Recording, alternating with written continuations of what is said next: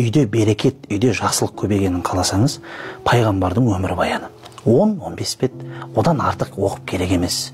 Және де оны оқыған кезде марқұм Бауыржан Әлиұлы ұстазымыз айтатын еді, оны оқыған кезде дейді, сен деп тұрып жаңағы көрдің ба пайғамбар не істеген, ал сен болсаң анандай деп жаңағындай тыкать етіп бар ғой, жаңағындай сондай бар ғой, көрдің ба саған қаратып айтылған деген сияқты шұқып нұқып емес, кәдімгідей берекет үшін, Алла үшін оқы, үйде өзгеріс көресің.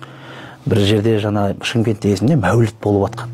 Сол кезде осылай Бауыржан ұстаз марқұм, Алла рахмет алсын, жанында отыр. Сол кезде айтып жатыр, о кісі осы кеңесті біреуге берген ол кісі. Сосын ана кісі келіп Бауыржан ұстазға рахмет айтқан дейді. 2 айдан кейін ба келіп, үйде келем дейді. Артық әңгіме жоқ дейді. Келем дейді, бір 20 бет оқимын дейді. Ешкімді нұқымайым, шұқымайым, келем 20 бет оқимын, жабам дейді. Сөйтіп бір уақытта бір оқитын кезде әйелім бала шағам келіп тыңдайтын болып кетті дейді да жаңағы. Қараймын үйге бір ерекше берекет келді дейді.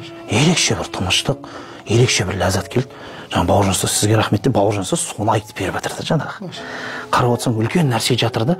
Сол себепті отбасында ұрыс болып кетпес үшін, жанжал болып кетпес үшін, жалпы рухани даму болып тұру керек міне. Ақырын болсын. Ал бір әңгіме, бір нәрсе, жаңа бір сөз, ол түбінде сасып кетеді.